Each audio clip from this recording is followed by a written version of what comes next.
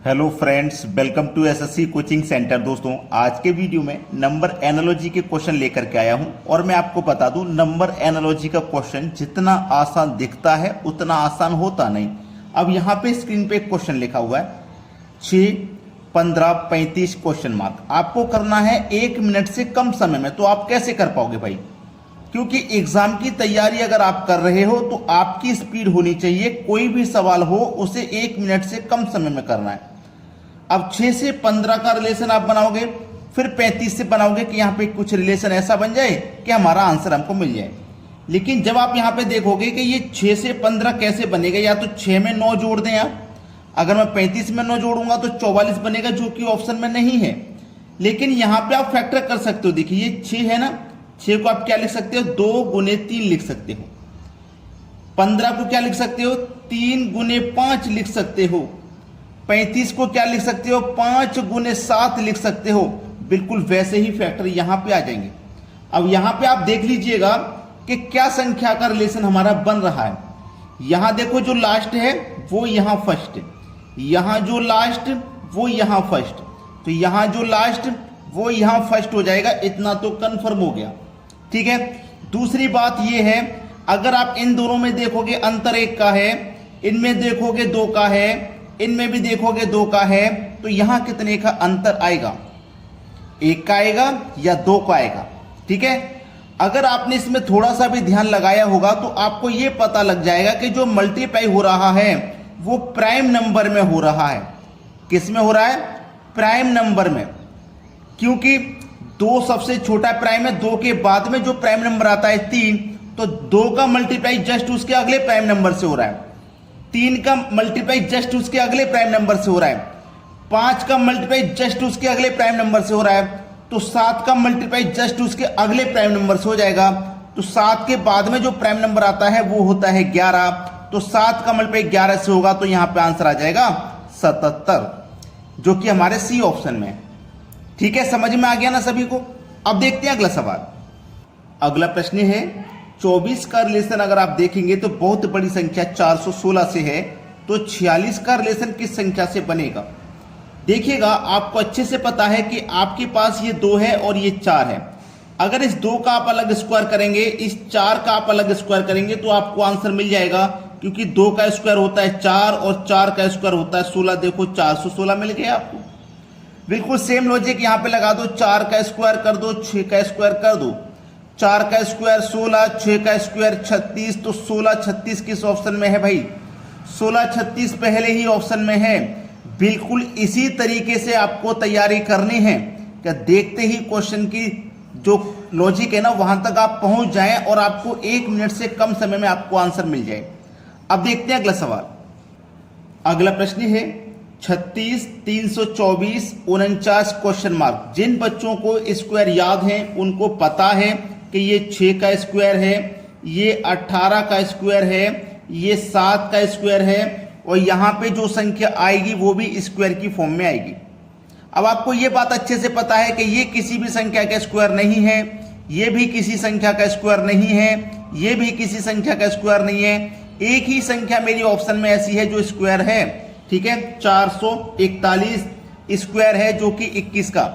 बाकी के 4 ऑप्शन में 3 संख्या ऐसी जो किसी का स्क्वायर नहीं है, और हमने देखा कि स्क्वायर की फॉर्म में संख्या आ रही है, तो एक ही ऑप्शन बचता है, ये बिल्कुल सही हो जाएगा।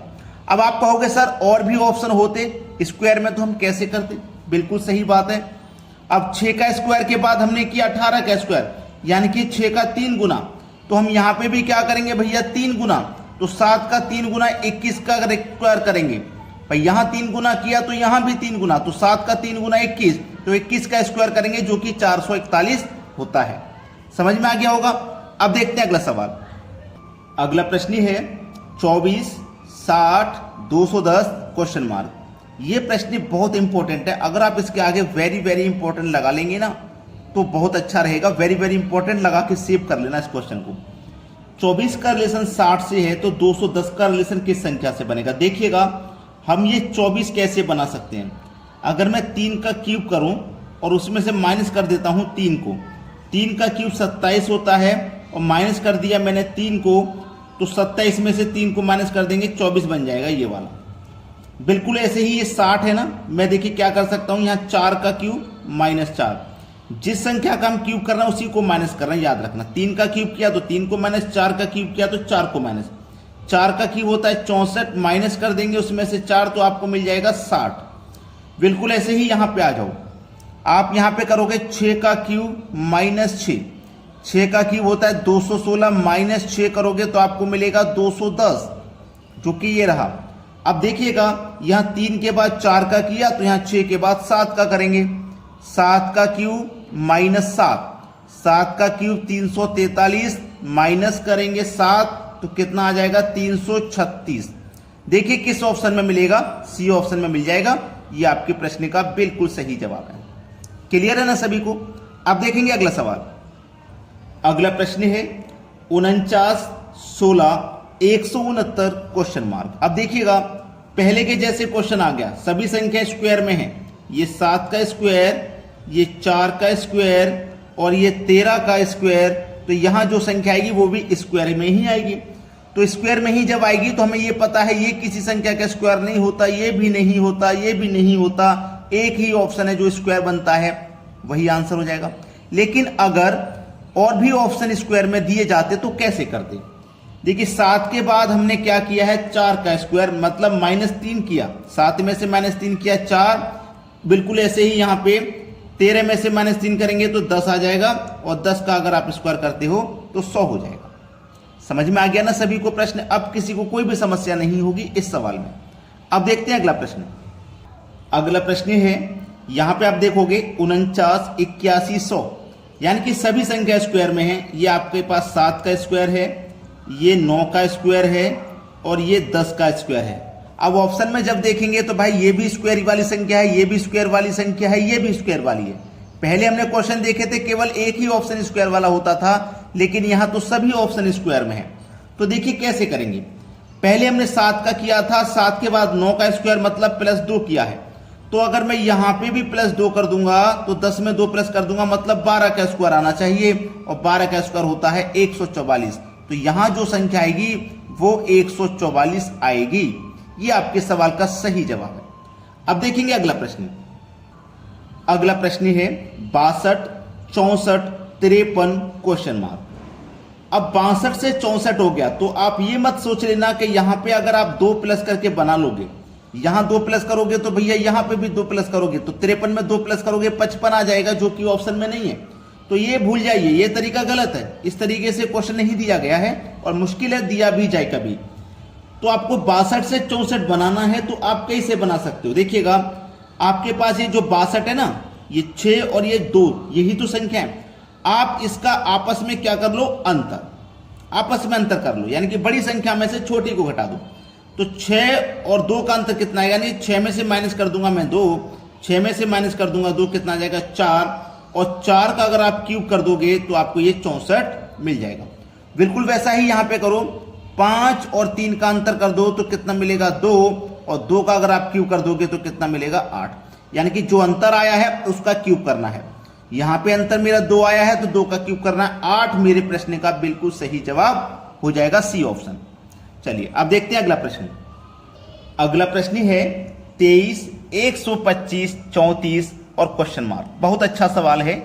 यह प्रश्न कई बार परीक्षा में आ चुका है।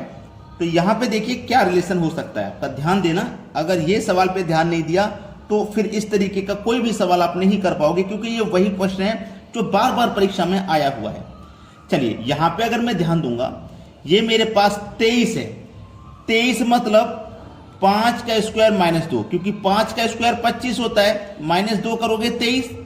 ये जो संख्या है 5 का स्क्वायर -2 है, और ये जो संख्या मेरे पास ये 5 का क्यूब है कि नहीं, 5 का क्यूब है। अब देखिएगा ये मेरे पास क्या है, 6 का स्क्वायर -2, जैसे स्क्वायर -2 ये था, स्क्वायर -2 ये भी है। भाई ये 5 का स्क्वायर -2 था, ये 6 का स्क्वायर -2 है, क्योंकि 6 का स्क्वायर 36, -2 कर देंगे तो 34। अब जिस संख्या का स्क्वायर था उसी संख्या का क्यूब, तो यहां 6 का स्क्वायर है तो मतलब 6 का क्यूब, और 6 का क्यूब होता क्या है 216। 6 का क्यूब होता क्या है 216, यानी कि बी ऑप्शन हो जाएगा हमारे सवाल का बिल्कुल सही जवाब।